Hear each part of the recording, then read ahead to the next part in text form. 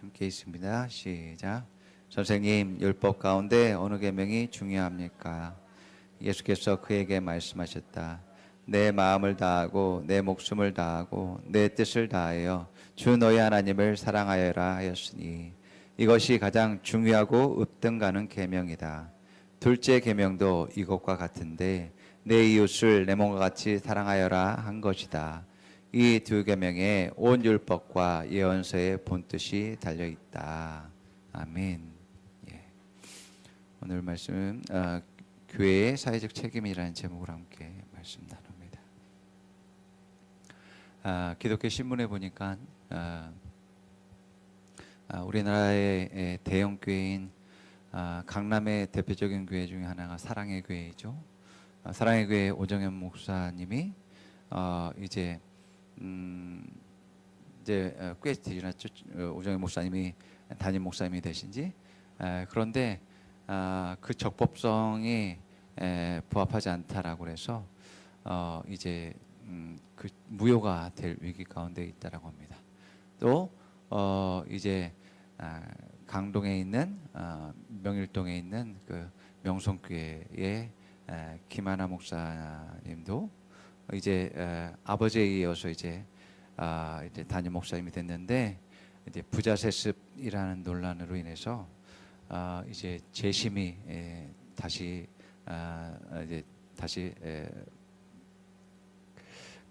재판국에서 재심을 해야 되는 상황 가운데 있는데 이제 청병이 또한 무효화될 수 있다라고 해요. 그래서 한국 교회에 이제 대표적인 대형 교회의 목사들이 퇴진의 위기 가운데 있다라고 하는 그러한 이야기를 듣습니다. 뿐만 아니라 또 올해부터는 이제 다가오는 해부터는 이제 종교인 관세를 이제 납부해야지만이 되어집니다. 그래서 이제 아직까지는 교회는 비영리법인이기 때문에 이제 세금을 물리지 않겠지만 그러나 그 사역자들 같은 경우는 이제까지는 세금을 내지 않았지만 이제 세금을 납부해야 된다라고 하는 해야지만이 됩니다. 또 뭐 요즘 보면은 교회에서 일어난 일들이 세상의 법정에 세워져서 세상의 그러한 판결을 요구하는 그러한 일들이 많이 일어나는 것들을 보게 됩니다. 그리고 우리가 예전에는 하나님 말씀대로 살아가는 데는 전혀 문제가 없었죠.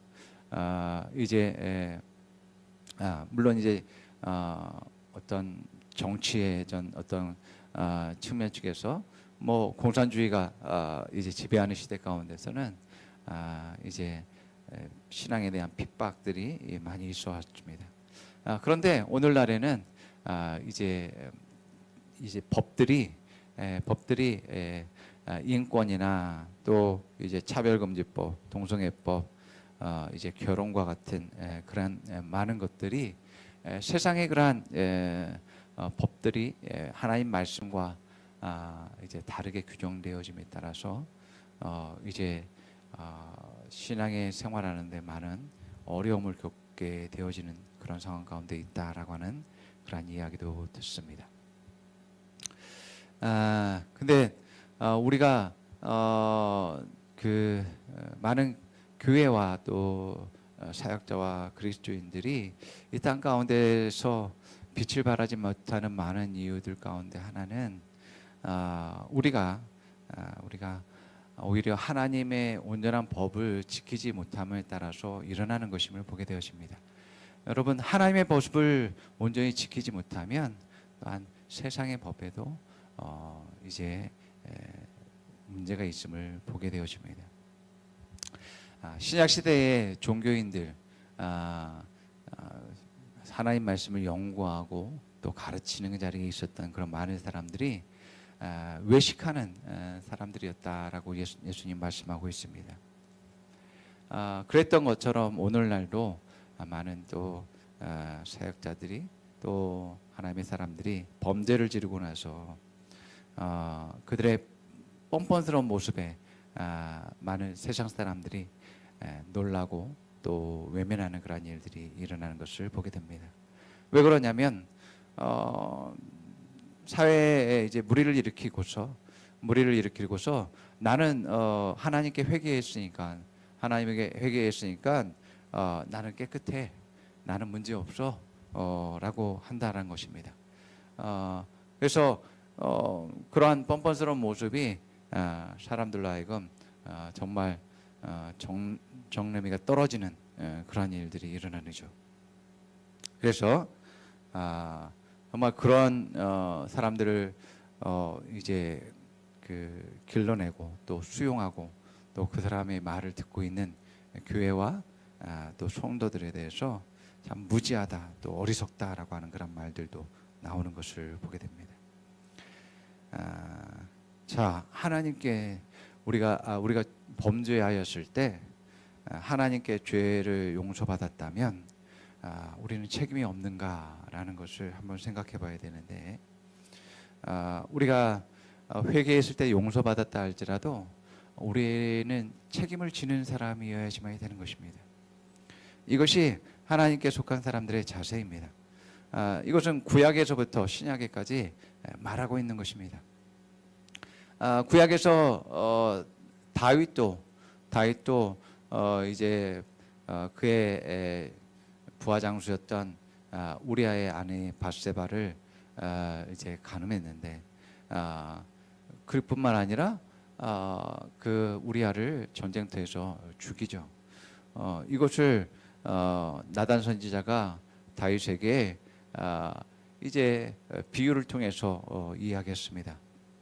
그래서 어느 가난한 사람이 있는데 그 사람에게는 정말 딸과 같은 그러한 가족과 같은 자식과 같은 그러한 새끼 양이 있다.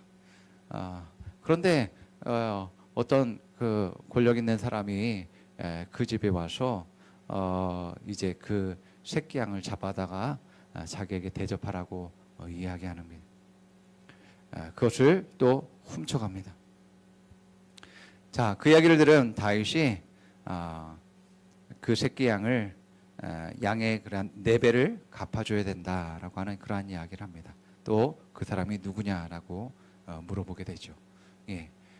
그러니까 도둑질하고 다른 사람에게 피해를 입힌 사람은 율법에는 4배를 피해를 입힌 금액의 4배를 갚아야 된다라고 이야기합니다.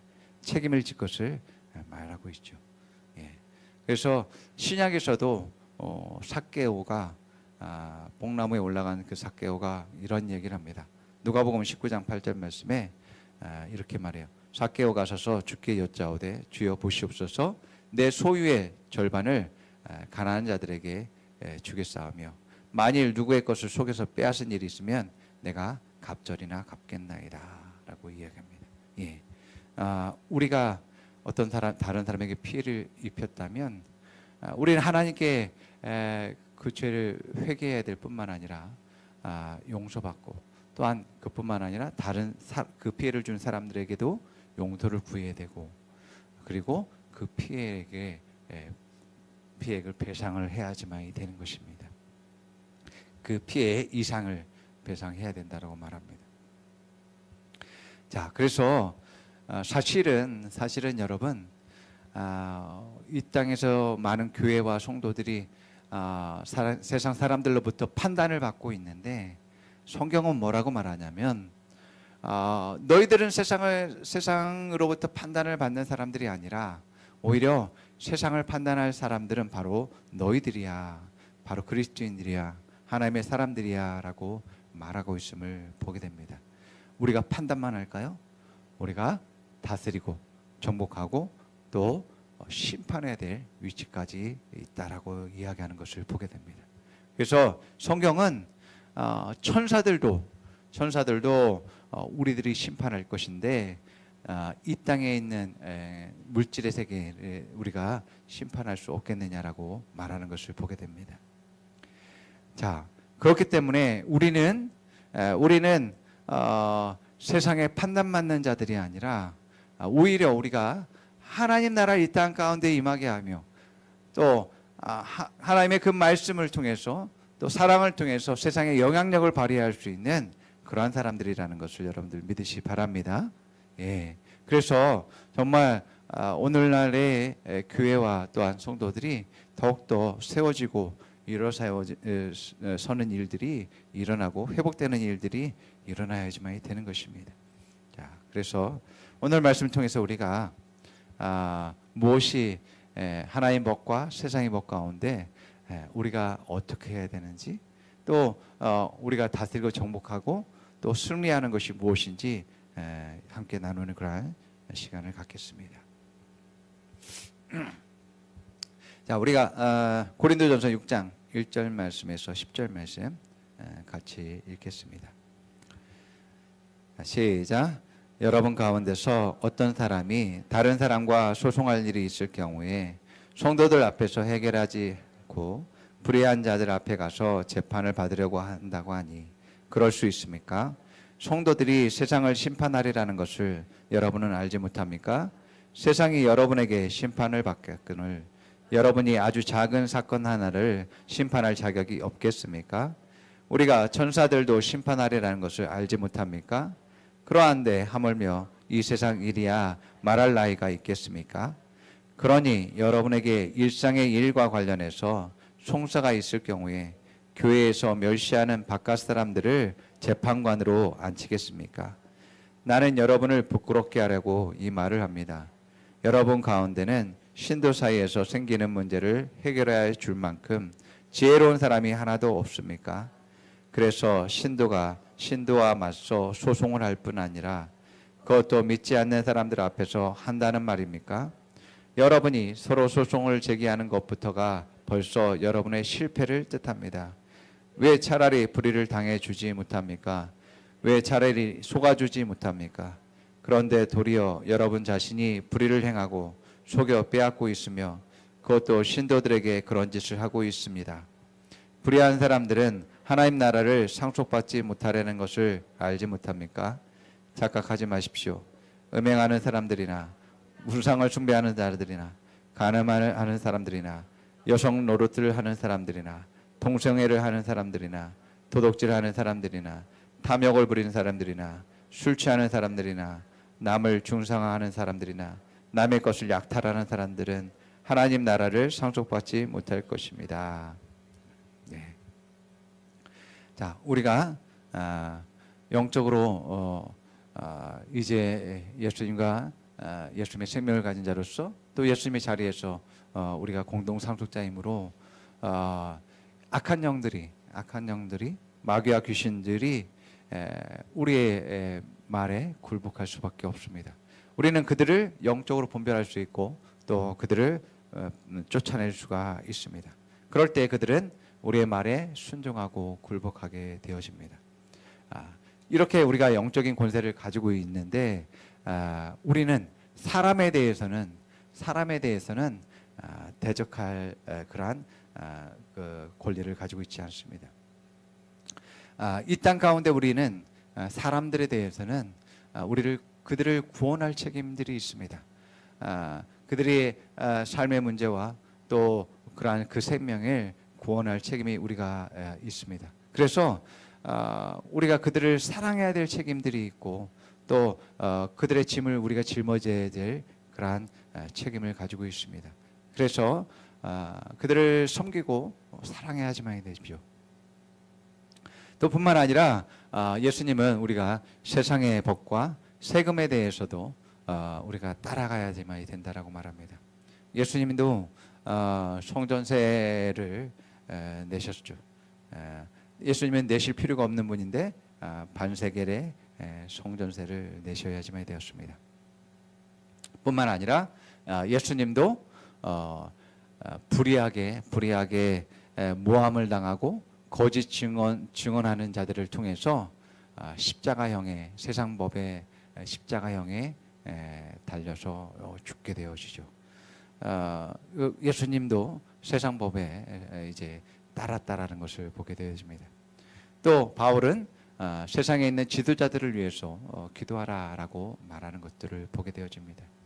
자, 이처럼 이 땅에 있는 사람과 법과 또 제도와 세금에 대해서 우리가 또 사람들을 사랑하고 지켜야 될 그러한 책임이 있다라고 말합니다.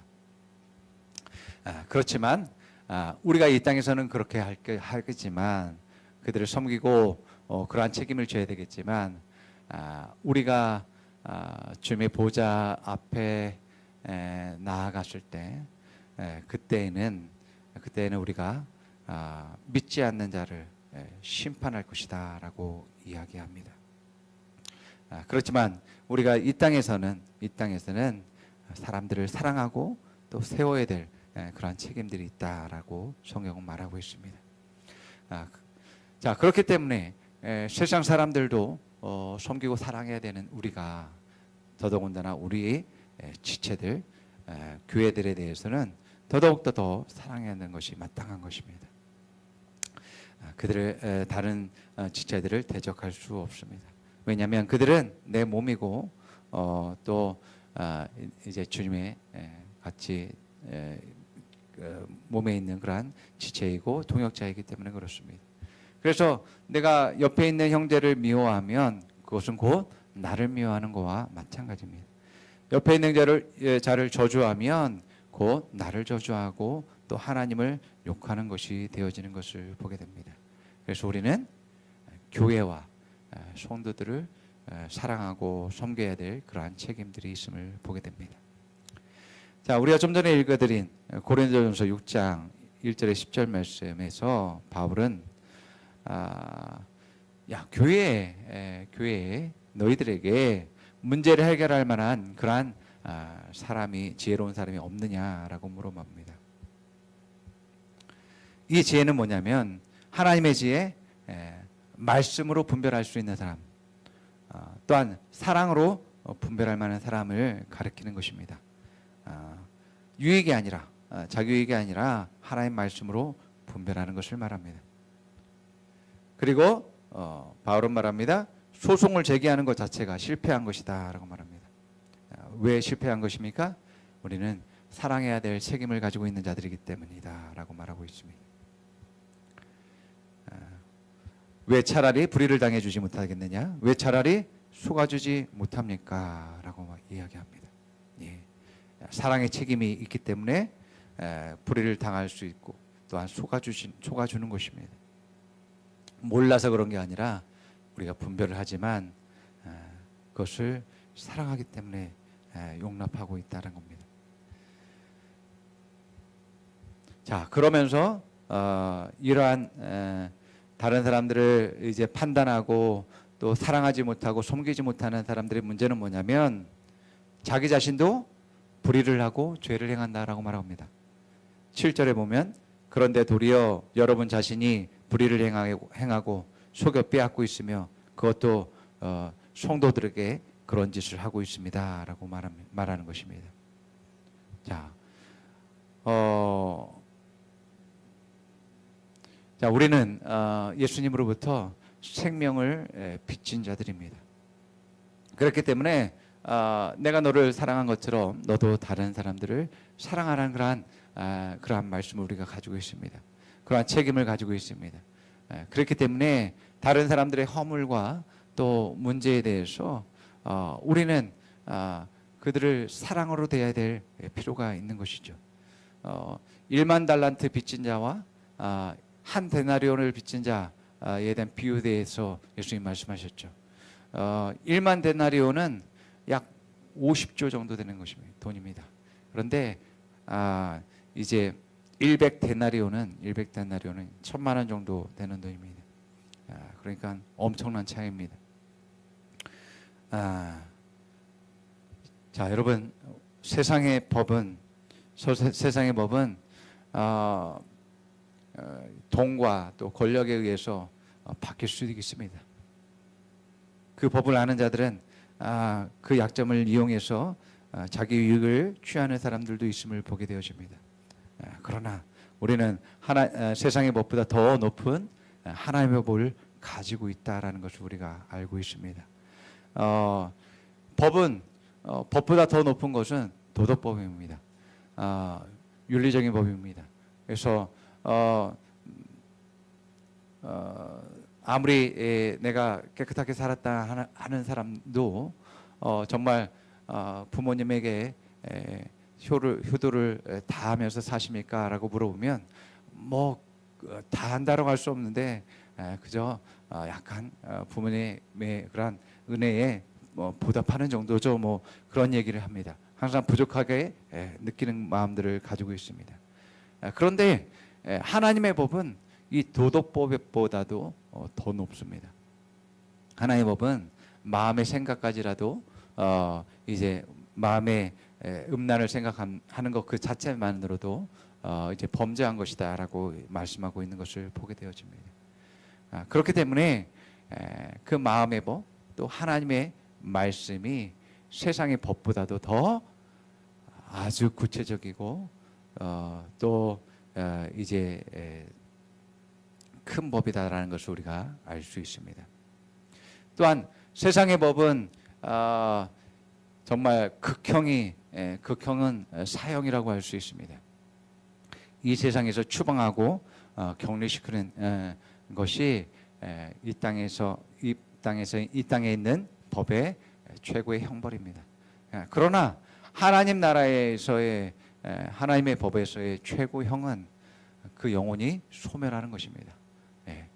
자, 이 땅에서 사형당했다고 할지라도 그 사람의 영혼은 이제 지옥에 있든지 천국에 있든지 그 사람은 그 영혼은 살아 있을 것입니다. 그러나 하나님의 법은 그 영혼도 소멸할 수 있는 그러한 형벌을 가지고 있을 수 있습니다.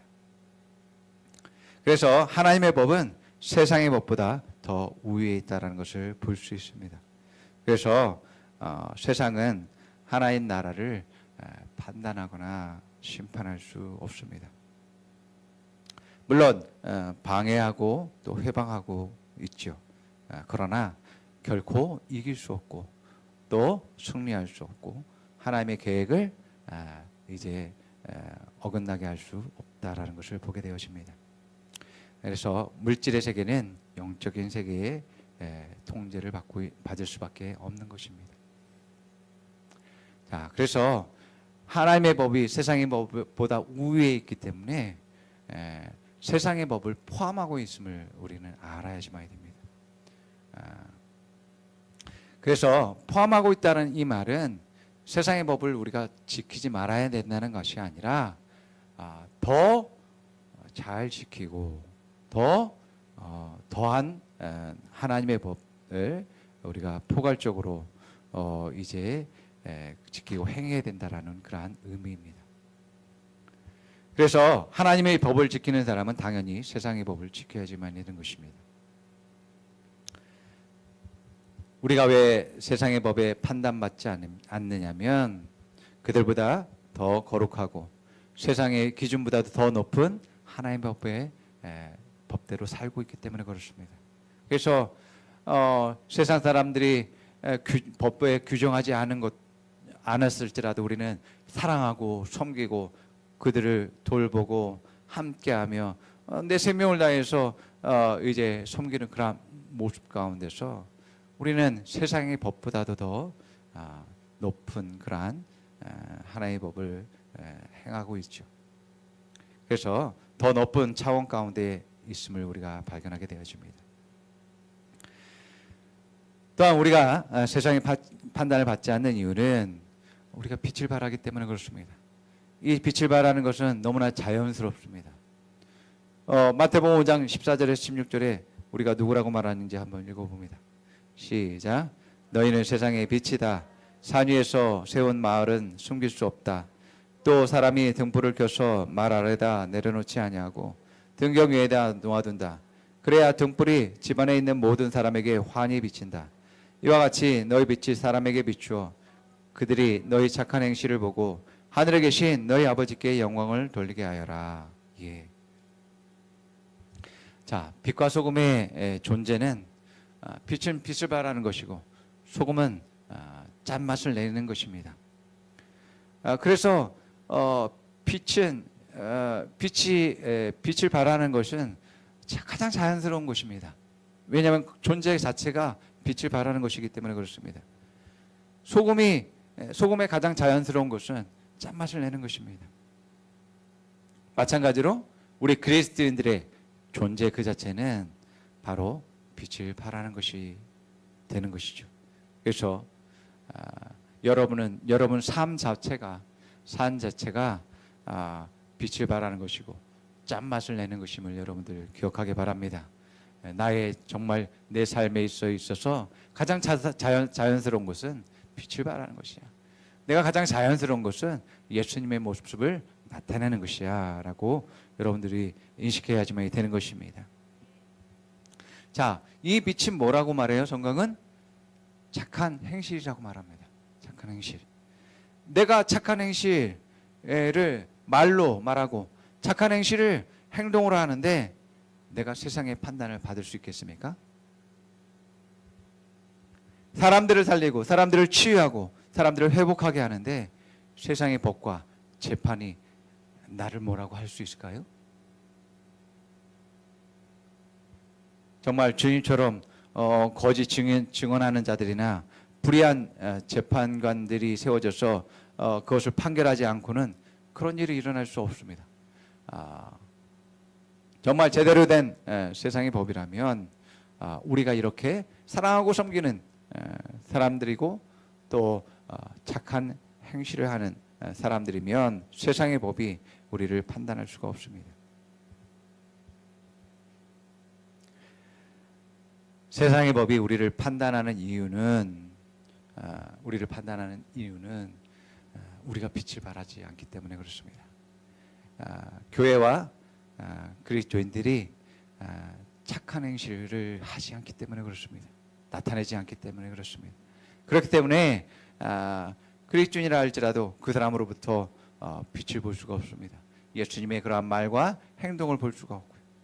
그 사람을 통해서 다른 사람들이 세워지고 또 회복되어지고 온전케 되어지는 것들을 볼 수 없기 때문에 오히려 세상 사람들보다 더 못한 모습들을 볼 때 그들이 판단하게 되어진다라는 것입니다. 자, 또한 우리가 세상의 판단을 받지 않는 이유는 우리가 주님을 따라갈 때 우리가 판단받을 수가 없습니다. 왜냐하면 주님을 따라가는 사람들은 사람들을 살리고 영혼을 구원한 그러한 일들을 하기 때문에 그렇습니다. 자, 예수님이 세상에 이 땅 가운데 오신 목적이 뭐였냐면 바로 아버지의 뜻을 이루기 위해 있습니다. 아버지의 뜻은 뭐냐면 모든 사람이 아버지께로 나오는 것입니다. 그래서 예수님이 이 땅 가운데서 아버지께로 가는 그 길을 예비하시고 마련하셨습니다. 사람들을 구원하시는 것이었습니다. 그래서 예수님이 사역 가운데서 정말 많은 사람들의 그런 문제를 해결해 주죠. 병든 자가 치유하게 되는 일들이 일어나고 귀신이 떠나는 일들이 일어나고 배고픈 자가 배부르게 되어지고 또 정죄받은 자가 용서함을 받고 또 죽은 자가 살아나는 일들이 일어납니다. 이뿐만 아니라 궁극적으로 예수님은 모든 사람들이 구원을 받을 수 있는 길을 마련하셨습니다. 그래서 예수님의 시대에 있는 많은 사람들뿐만 아니라 이방인들뿐만 아니라 또 미래에 있을 앞으로 있게 될 그러한 모든 사람들의 구원까지 예수님은 자기의 십자가로 말미암아서 죽으시고 부활하심으로 사람들의 구원을 이루셨다는 것을 우리가 발견할 수 있습니다. 자, 이렇게 예수 그리스도를 영접함으로 구원받은 사람들은 이제 다른 사람들을 이제 구원해야 될 그런 책임을 가지고 있습니다. 바로 주님을 따라간다라는 것은 다른 사람들의 생명을 살리는 일들을 해야 됨을 말하고 있습니다. 그래서 우리가 영혼 구원을 위해서 주님처럼 자기 자신을 드릴 수 있어야지만 됩니다. 주님을 따라간다라는 것은 영혼 구원을 위해 자기를 드리는 것입니다. 따라서 이제 한번 말해봅니다. 주님을 따라간다는 것은 영혼권을 위해 나를 드리는 것입니다. 예, 그렇습니다. 주님이 사람들을 구원하기 위해서 그 사람들이 가지고 있는 문제들을 해결해 주셨습니다. 그랬던 것처럼 우리들도 사람들의 그런 문제와 어려움에 대해서 그들을 섬기고 도울 수 있는 사람들이 되어야 됩니다. 자, 그들의 문제와 어려움을 돕고 섬기는 데 있어서 여러분 그것이 쉬울까요?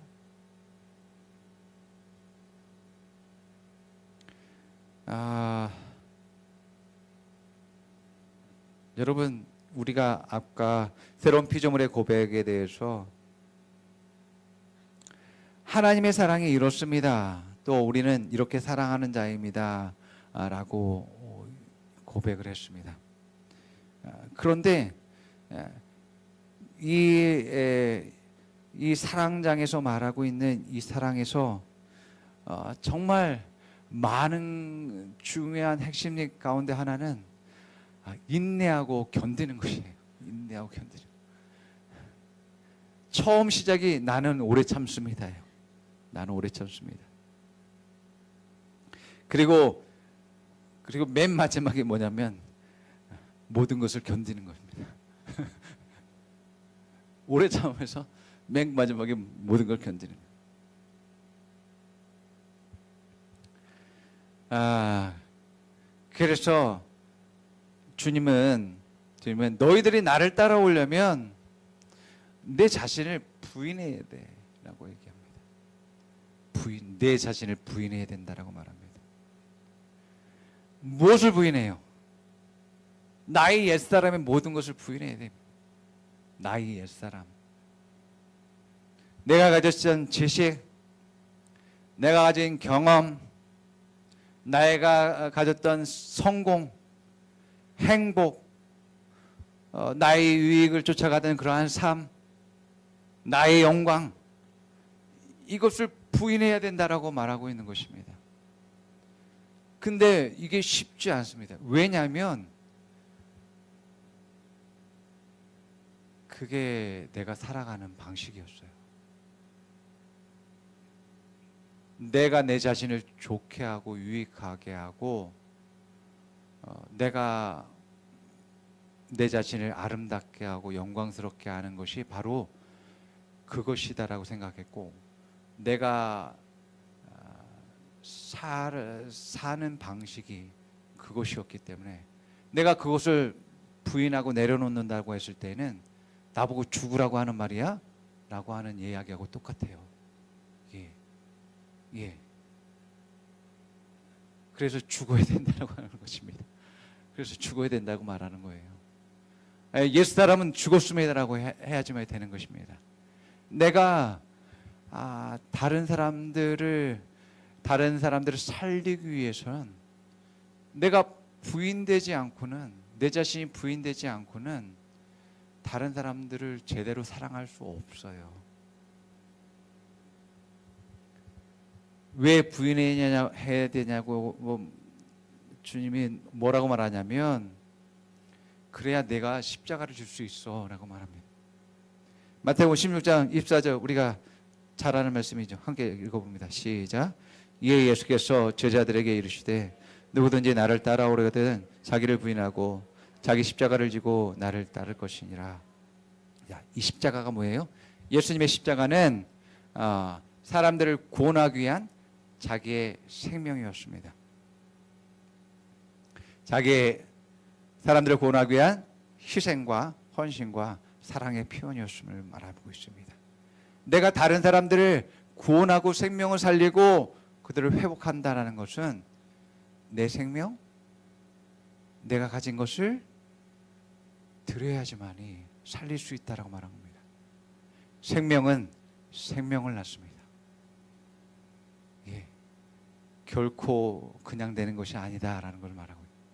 생명이 생명을 낳는 것, 희생하는 것이, 그 생명을 드리고 헌신하고 희생하는 것이 있어야 생명이 있게 되는 것입니다.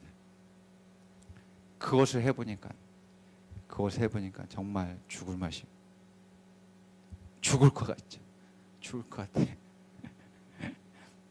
정말로 내가 죽지 않으면 그렇게 사랑할 수 없어요.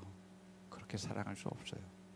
내 유익을 생각하고 내 자신을 생각하는 그러한 생각 가운데 있고, 내 행복과 나의 성공과 내 유익들만 생각하는 사람이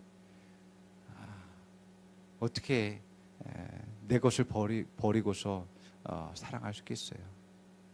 내가 부인되지 않고는, 죽지 않고는 그러한 사랑을 할 수 없는 것입니다.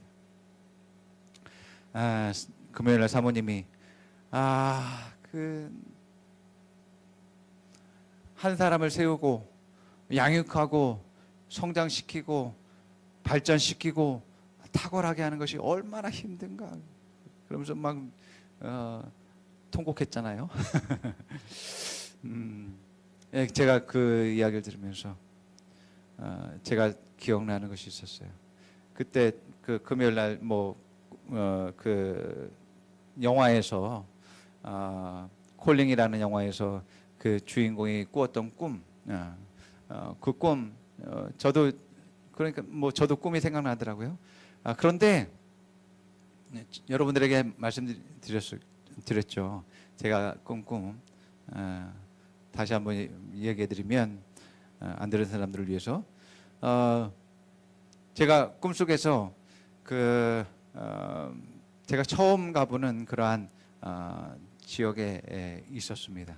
그래서 해변길을 걷고 있는데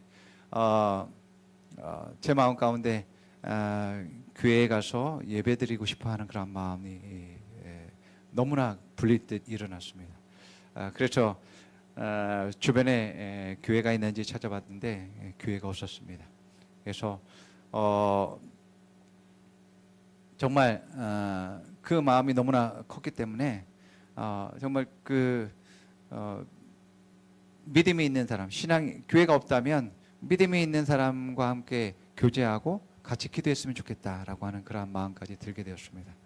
그래서 이제 각 주택들이 그곳에 많이 있었는데 그 주택들의 문패에 십자가가 있는지 찾아보았습니다. 이제 좀 돌아다니면서 어떤 주택을 딱 봤더니 그 주택에 십자가가 있어서 그 주택의 그 문 앞에 가서 노크를 하려고 했는데 문 뒤에서 이제 두 사람이 교회에 왔냐고 물어보더라고요. 그래서 나는 그냥 일반 가정집인 줄 알았는데 교회라고 말하는 그 이야기를 듣고서 그냥 그렇다라고 그랬습니다. 그랬더니 그 사람들이 문을 열어주고 들어가서 기다리라고 합니다. 잠시 후에 예배가 시작된대요. 그런데 딱 들어가 보니까 그 집에는 저희 가족이 다 있는 겁니다. 그렇게 크지 않은, 안에 들어가니까 크지 않은 집이었습니다. 그래서 사람들이 이제 많이 모여들었습니다. 많이 모여들었는데 그래서 기다리는 가운데서 그 문을 열어줬던 두 사람이 이제 이곳은 좁으니까 더 넓은 곳으로 갑시다라고 해서 집 안에서 다른 문을 여니까 큰 예배당이 나왔습니다. 그런데 그 예배당엔 너무 껌껌했고 거기에 앉아 있는 사람들은 좀 불량한 사람들이 있었습니다. 가죽 점퍼를 입고 피어싱을 하고 문신한 그런 친구들이 예배 기도하는 것도 아니고 예배를 드리는 것도 아니고 그냥 자기들끼리 웃으면서 이야기를 나누고 있었던 상황이었습니다. 그래서 제가 거기 안에서 앉아서 주님, 내가 무엇을 위해서 기도할까요? 라고 이제 물어봤죠. 그랬더니 주님께서 이 기회를 위해서 기도해라 라고 말씀하셨어요. 그 말씀이 딱 떨어지는 순간 그 기회를 향한 주님의 마음이 제게 부어졌습니다. 근데 너무나 고통스러운 거예요. 너무나 아픈 거예요. 그 교회를 향한 안타까움, 또 외로움, 또 고통들, 어,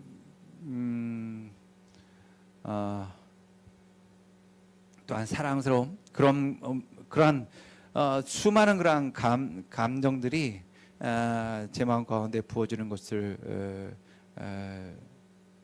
느끼면서 정말 그 마음이 부어지니까 견딜 수가 없어서 울다가 잠에 깼어요. 그리고 그날 하루 종일 그 마음이 하루 종일 있어서 정말 회사에서 일할 수 없어서 화장실에서 하루 종일 보내는 그러한 전율감과 감동이 하루 종일 있어서 그 하루 동안은 아무것도 할 수 없었습니다. 근데 그때는 잘 그게 무슨 어떤 의미였는지 잘 몰랐는데 지금 생각하니까 그게 무엇인지 알겠어요. 여러분 그 시몬이 그 신약 시대의 그 선지자였던 시몬이 예수님을 만나고 아기 예수님 마리아 품에 있는 어린 예수님을 보고서 그 시몬이 이제 마리아에게 예언을 하는 그러한 장면이 나옵니다. 그러면서 마리아에게 어떤 말 하냐면 칼이 내 마음을 찌르듯 하리라라고 하는 그러한 예언을 합니다. 왜요?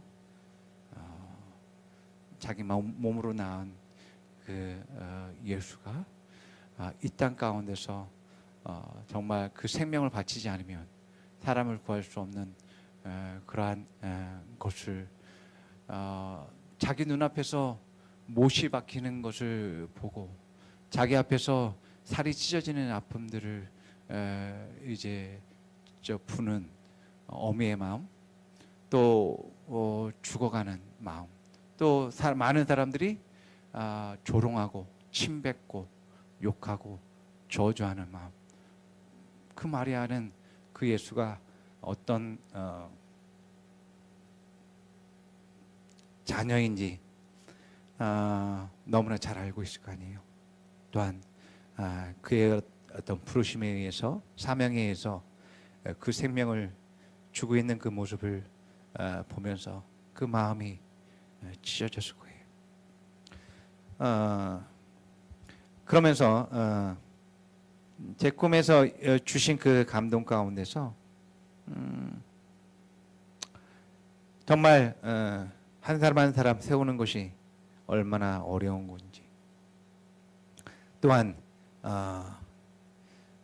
일할 사람은 없으면 또 그만한 일들과 또 몇 사람이서 그것을 감당해야 되는 그런 것들, 또 그러한 과정에서 또 성장해야 되고 발전하고 탁월해야지만이 되는 그러한 하나님의 그러한 부르심과 사명들, 그러한 모든 것들이 정말 우리의 마음을 갈갈이 찢는 그러한 마음들이 있는 것을 보게 되어집니다.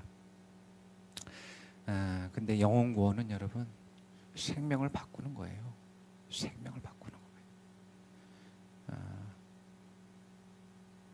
옛사람의 그 생명에서 새로운 그 생명으로 바꾸고 그 생명으로 기능하도록 하게 하고 더욱더 성장하고 탁월하게 하고 예수님과 같이 할 수 있도록 만드는 일입니다. 우리가 자녀를 낳고 잉태하고 자녀를 낳고 양육하는 것이 얼마나 힘듭니까? 내 살과 피를 주어야 되죠. 또 내 인생과 삶을 그 자녀에게 주어야지만 됩니다. 내가 모은 재산과 재정적인 것들을 다 자녀에게 쏟아 부어야지만 됩니다. 내가 쌓은 지식과 경험 자녀들에게 다 이제 가르치고 또 인도해주면 됩니다. 그리고 어떤 일이 있든지 책임지고 사랑할 수 있어야지만 됩니다. 어떻게 보면 그냥 내 살을 파먹고 있는 것 같아요. 내 인생을 정말 싹둑 잘라가지고 덜어내서 그 아이에게 주는 듯한 느낌이 되어집니다.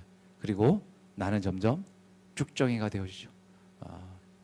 다 하고 났더니 나는 늙고 이제 삶을 정리해야 될 그런 시기가 되는죠. 자, 이러한 것 때문에 오늘 사람들이 자녀를 낳지 않으려고 하는 거 아닙니까? 그래서 최근에 보니까 정부에서 출산 장려금을 뭐 250만 원으로 정했다고 하는 이야기를 합니다. 그래서 평균 한 달에 한 아이당 30만 원을 지출하겠다고 합니다. 그래서 한 아이가 정부에서 지원받는 금액이 3,500만 원 정도를 지원하는 것을 책정했다라고 그래요. 근데 너무나 놀라운 것은 허경영 씨가 이것을 예전에 3천만 원을 공약했다는 이야기를 합니다. 자, 사람을 우리의 육신적인 자녀를 낳고 양육하는 데서 이러한데 영혼 구원은 다른 차원의 생명을 잉태하고 양육하고 성장시키는 것입니다. 육신의 생명이 아니라 하나님의 생명을 불어넣는 일들을 해야 되고 사람의 지식과 경험이 아니라 하나님의 말씀을 그 사람에게 이제 그것을 인식하고 기능할 수 있도록 해야 됩니다. 사람의 능력과 재산이 아니라 하나님의 권세와 능력으로서 살아갈 수 있도록 해야지만 됩니다. 이 일을 위해서 나의 시간과 나의 재정을 투자해야지만 됩니다. 이 일을 위해서 사랑하고 인내해야지만 됩니다. 여러분, 좀 전에 아까 말씀드렸듯이 많은 사람들이 자기 옛사람을 버리지 않습니다. 왜요? 버리면 죽을 것 같으니까. 아무것도 아니고 어리석은 사람처럼 될까 봐. 얼마나 버팅기는지 모릅니다. 죽지 않으려고. 그런데 사는 길은 죽는 길입니다. 내 옛사람이 죽어야지만이 살아납니다. 옛사람이 가진 지식과 경험, 옛사람이 가진 능력과 재산과 그 명예들을 버려야지만, 그래야지 완전한 변화와 또 비전과 성장이 있는 것을 보게 됩니다.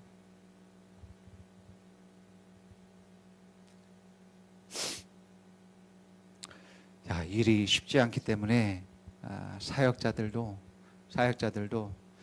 양육하려고 하지 않습니다. 자기 한 사람 세우는 게 얼마나 힘든데요. 여러분, 대형교회의 담임 목사가 한 사람 한 사람을 양육할 수 있겠습니까? 거기에 부교육자가 한 사람 한 사람을 양육할 수 있겠습니까? 자기의 성공을 바라는 사람이, 자기의 명예와 입신양명을 생각하는 사람이 다른 사람의 성장과 발전을 생각하겠냐고요. 내 생명을 주지 않고는 그들에게 생명을 줄 수 없고, 내 모든 것을 줘야지만이 그 사람이 성장하고 발전하게 되는데, 탁월하게 되는데 그렇게 될 수가 없습니다. 내가 부인되고 내가 십자가를 지지 않는 이상은 생명을 살리는 일들이 감당할 수 없는 것입니다.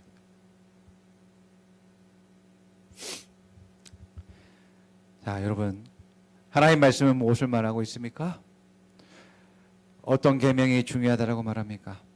오늘 우리가 본문에서 읽었습니다. 우리 또 블레싱데이에 우리 자녀들이 선한 사마리아인에 대해서 선곡을 연습하고 있죠. 예. 오늘 말씀에서 예수님은 어떠한 계명 한 계명을 골라서 이게 중요해라고 한 것이 그렇게 말씀하지 않았습니다. 예수님은 율법과 이 성경에 있는 모든 말씀의 핵심이 무엇인지 말씀했습니다. 그래서 40절 오늘 말씀에서 말한 것처럼 이 두 계명이 율법과 예언서에서 말하는 모든 것이다 라고 말합니다. 그것은 이 성경, 구약 성경의 모든 말씀이 이 두 계명으로 함축할 수 있고 그것이 핵심이다라고 말하고 있는 것입니다. 그게 뭡니까? 내 마음을 다하고 내 목숨을 다하고 내 뜻을 다하여 주 너희 하나님을 사랑하여라. 내 이웃을 내 몸과 같이 사랑하여라. 자, 이 모든 것, 이 두 개의 모든 것이 담겨져 있습니다. 하나님 어떻게 사랑하라고요? 내 마음과 내 목숨을 다하고 내 뜻을 다해서 하나님을 사랑하라고 말합니다. 예, 나의 옛사람을 다 버려야지만 하나님이 사랑할 수 있고요. 또 하나님의 그 사랑으로 사랑할 수 있어야 됩니다. 목숨 바쳐서 여러분이 생명 바쳐서 하나님 사랑해야지만 네, 그냥 설렁설렁 하나님 사랑하는 것이 아니에요. 목숨 걸고 하나님을 사랑해야지만 된다라고 말합니다. 그런데 그것만이 아니라 이웃을 내 몸과 같이 사랑하라고 말합니다. 똑같이 하나님 사랑하듯이 사랑하라고 말합니다. 자, 내 목숨을 다해서 하나님을 사랑하는 것이 바로 나의 구원을 이야기하는 것입니다. 나의 구원. 그러면 내 목숨을 다해서 이웃을 사랑하는 것은 영혼 구원입니다. 목숨 다해서 하나님 사랑하는 것은 나의 구원인 반면에 목숨을 다해서 이웃을 사랑하는 것이 바로 영혼 구원입니다. 자, 그런데 율법 교사가 누가 내 이웃이냐고 예수님에게 물어보죠. 자, 율법 교사도 자기의 이웃이 누구인지 몰랐습니다. 자기 이웃이 누구인지 몰랐다는 이야기는 그 이웃을 사랑하지 못했다라고 말하는 것이죠. 자, 우리는 여러분들의 이웃을 누구라고 생각합니까? 여러분들의 이웃이 누구예요? 많은 사람들은 자기의 절친을 생각합니다. 자기를 사랑하는 사람들을 생각합니다. 또 자기와 공감하고 함께 유익을 나누는 그런 사람들이 내 친구이고 내 이웃입니다 라고 말합니다. 그런데 예수님이 선한 사마리아인의 비유에서 말하는 이웃은 뭐였냐면 누가복음 10장 36절에 37절 말씀 같이 읽어봅니다. 누가복음 10장 36절에 37절. 자, 시작. 너는 이 세 사람 가운데서 누가 강도 만난 사람에게 이웃이 되어 주었다고 생각하느냐? 그가 대답하였다. 자비를 베푼 사람입니다. 예수님께서 그에게 말씀하셨다. 가서 너도 이와 같이 하여라. 자, 강도 만난 사람, 옷도 빼앗기고 돈도 빼앗기고 이제 맞아서 피 흘리고 쓰러진 그 사람의 이웃은 누구였습니까? 예, 사마리아인이었습니다. 그 사람의 어떤 출신 지역을 그냥 말하고 있지만 자기를 치료하고 자기를 고쳐주고 생명을 준 그 사람이 자기 이웃이라고 말하는 것이죠. 나의 이웃. 자, 그럼 반대로 선한 사마리아인의 이웃은 누구였습니까? 누구예요? 강도 만난 사람. 강도 만난 사람. 그것을 나에게 적용해 보면 나의 이웃은 누구일까요? 예수님 누구인데 선한 사마리아인에서 보게 되면 죽어가는 사람, 치료가 필요한 사람, 삶의 엄청난 문제를 가지고 있는 사람, 이 사람이 내 이웃이라고 이야기하는 거예요. 내 절친, 나의 유익을 위해 있는 사람, 나와 공감하거나 또 나에게 호의를 가지고 있는 사람이 이웃을 이웃이라고 말하고 있지 않고 내가 아니면 안 되는 사람들, 죽어가고 있는 그 사람들, 하나님의 사랑을 알고 싶은데 그 사랑을 나타내고 있는 사람을 반증하지 못해서 아파하고 있는 그 사람들, 내가 아니면 도움을 받을 수 없는 그 사람들, 내가 그들의 이웃이 되어야 된다라고 말하고 있습니다. 내가 그들의 이웃이라고 주님은 말씀하고 있는 것입니다. 그래서 고아들의 이웃이 내가 되어야 되는 것이고 과부들의 이웃이 내가 되어야 되는 것이고 교도소에 수감하고 있는 사람들의 이웃이 내가 되어야 되는 것이고, 다문화 가정에 사람들이 나의 이웃이 되어야 되고, 질병으로 고통당하고 아파하는 사람들이 내 이웃이 되고, 이 추위에 노숙하고 있는 사람들이 내 이웃이 되어야 되고, 삶의 문제로 힘들어서 아파하고 있는 사람들이 내 이웃이 되어야 된다라고 주님이 말씀하고 있는 것입니다. 주님은 바로 이런 사람들의 이웃이었고 친구였다라고 말씀하고 있습니다. 주님은 그들의 문제를 해결해 주셨고, 그들과 함께 시간을 보내고, 그들과 함께 식사를 나누고, 그들과 함께 또한 복음을 나누고, 또한 그 복음을 전하셨습니다. 그리고 결국에는 주님은 그들을 위해서 자기 생명을 주시는 일들을 하죠. 예. 우리는 이렇게 우리가 사랑한다면, 누가, 어떤 사람이, 어떤 세상의 법이 우리를 판단하고 책망할 수 있겠습니까?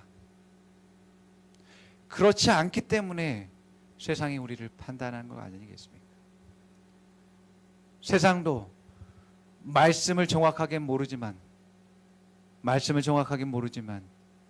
세상에 어렴풋이나마 세상에 희망과 소망을 주기 위해서 예수님이 오셨다라고 하는 것을 알고 계시죠.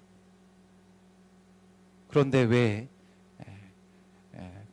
그분의 생명을 가진 사람들이, 그분을 믿는다는 사람들이 왜 그렇지 않을까라는 것들을 의구심을 갖고 있고 판단하고 있는 것입니다. 자, 우리는 정말 하나님의 말씀대로 온전하게 살아가고 하나님의 뜻대로 행하게 될 때 정말 예수님의 온전한 모습들을 나타낼 뿐만 아니라 사람들을 구원하고 또 세울 때에 더욱더 하나님의 놀라우신 그 일들이 우리의 삶에서 더욱더 펼쳐지는 것들을 보게 되어집니다. 여러분들이 한 사람을 위해서 여러분의 생명과 시간과 재산과 여러분들의 모든 것을 던지는 일들은 정말 가치 있는 일들입니다. 예, 그 사람들이 정말 주님을 따라가는 사람들이고, 그 사람들이 정말 주님의 제자들이고, 또 그 일로 말미암아서 그 일은 결코 헛되지 않습니다. 그 일로 말미암아서 여러분들이 하나님의 그런 놀라우신 영광 가운데 있게 될 것이고, 정말 여러분들이 주님 앞에 갔을 때 주님과 함께 여러분들이 세상을 심판하는 자리 가운데 있게 될 줄 믿습니다. 예, 그렇기 때문에 여러분들이 정말 수고하고 헌신하고 희생하는 것들 이 가운데서 지금은 그런 아픔과 마음이 찌그러지는 아픔과 고통과 슬픔이 있다 할지라도 그러나 생명을 주는 일은 그러한 아픔과 그러한 헌신과 희생이 필요한 것입니다. 그러나 그 일들이 결코 헛되지 않고 더욱더 하나님의 영광 볼 날이 있을 것을 기대하면서 더욱더 열심으로 충성을 다할 수 있는 여러분 되기를 축원합니다. 아멘. 뒷부분은 오후에 하겠습니다. 자, 우리 같이 고백해 봅니다.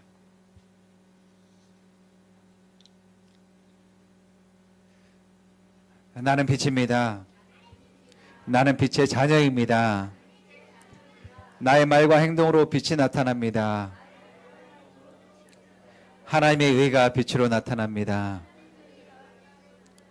하나님의 사랑이 빛으로 나타납니다. 사람들은 이것을 착한 행실이라고 말합니다. 나는 영혼구원자입니다. 나는 문제 해결사입니다. 나는 강도 만난 사람의 이웃입니다. 나는 고아와 과부의 이웃입니다. 나는 수감자의 이웃입니다. 나는 이방인들의 이웃입니다. 나는 노숙자의 이웃입니다. 나는 문제 많은 사람들의 이웃입니다. 나는 하나님 나라의 청직입니다. 내 것은 없고 주인의 말씀만이 내 것입니다. 나는 영혼들을 먹이는데 책임 있는 사람입니다. 나는 영혼들을 성장시키는데 책임 있는 사람입니다. 나는 영혼들을 치유하는데 책임 있는 사람입니다. 옆 사람에게 당신은 빛입니다. 당신은 영혼 구원자입니다. 당신은 책임자입니다. 당신의 삶을 통해 사람들은 소망을 얻습니다. 당신을 통해 성장하고 발전합니다. 하나님은 당신을 사랑하고 칭찬하십니다. 아멘. 이제는 우리 구주 예수 그리스도의 은혜와 아버지 하나님의 크고 놀라우신 사랑과 성령님의 감화 감동 교통 충만케 하시고 기름 부으심이 오늘 말씀을 듣고